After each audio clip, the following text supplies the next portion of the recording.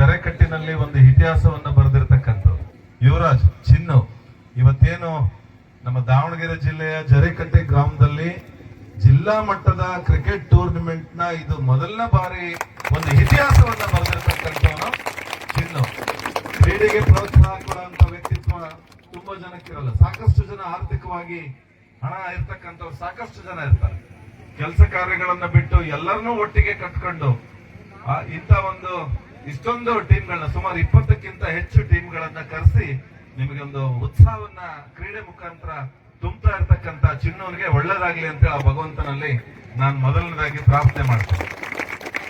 ಯಾಕಂದ್ರೆ ಆತನ ವ್ಯಕ್ತಿತ್ವನೇ ಒಂದು ವಿಶೇಷ. ಚಿನ್ನು ವ್ಯಕ್ತಿತ್ವನೇ ಒಂದು ವಿಶೇಷ. ನನಗೆ ಆಕ್ಚುಲಿ ಒಂದು ಕಂಡೀಷನ್ ಮಾಡಿದ್ದ, ನೀವು ಫಾರ್ಚುನರ್ ಕಾರೇ ತಗೊಂಡು ಬರ್ಬೇಕು, ನೀವು ಗ್ರೌಂಡ್ ಅಲ್ಲಿ ಒಂದ್ ರೌಂಡ್ ನೋಡೋದು ಬಂದು ಸ್ಟೇಜಿಗೆ ಬರ್ಬೇಕು, ಈ ತರ ಎಲ್ಲ ಕಂಡೀಷನ್. ಏನೋ ಒಂದು ಉತ್ಸಾಹ. ಅವನು ಹೇಳೋದ್ ನೋಡಿ ನನಗೂ ಉತ್ಸಾಹನೇ.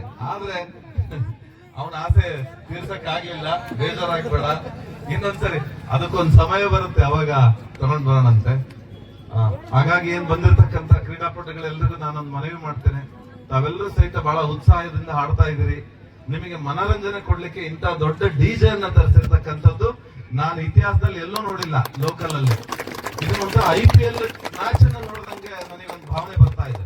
IPL ಮ್ಯಾಚ್ ಅಲ್ಲಿ ಚೇರ್ ಗರ್ಲ್ಸ್ ಏನ್ ಡ್ಯಾನ್ಸ್ ಮಾಡ್ತಾರೆ, ಒಂದೊಂದು 4ಗೂ ಒಂದೊಂದು 6ಗೂ ಒಂದು ಔಟಿಗೂ, ಆ ತರ ಒಂದು ವ್ಯವಸ್ಥೆ ಮಾಡಿರ್ತಕ್ಕಂಥ. ಅದಲ್ಲದೆ ನಮ್ಮ ಆಂಕರ್ ಇದಾರಲ್ಲ ಎಲ್ಲೋದ್ರು ಭಾರ್ಗವ್, ಬಹಳ ವಿಶೇಷವಾದ ಆಂಕರ್ ಮಾಡ್ತಾರೆ. ಅವ್ರನ್ನ ದಾವಣಗೆರೆಯಿಂದ ಕರೆಸಿದ್ರೆ. ಆಮೇಲೆ ಈ ಟೂರ್ನಿಮೆಂಟ್ ಅಲ್ಲಿ ಯಾವುದೋ ಒಂದು ಗೊಂದಲ ಆಗ್ಬಾರ್ದು ಅಂತೇಳಿ ದೂರದ ಒಂದು ಆಲೋಚನೆಯನ್ನ ಇಟ್ಕೊಂಡು ಇಲ್ಲಿ ಲೋಕಲ್ ಕ್ಯಾಪ್ಟನ್ಸ್ ಗಳಿದ್ರೆ ಮತ್ತೆ ಔಟ್ ಕೊಡ್ತಾರೆ, ಇದೊಂದು ಗೊಂದಲ ಆಗ್ಬಾರ್ದು ಅನ್ನೋ ಕಾರಣಕ್ಕೆ ದಾವಣಗೆರೆಯಿಂದ ಈ ಕ್ಯಾಪ್ಟನ್ಸ್ ಗಳನ್ನ ಟೀಮ್ ಕರೆಸಿರ್ತಕ್ಕಂಥ ಅದು ದೂರದೃಷ್ಟಿಯ ಒಂದು ಆಲೋಚನೆ.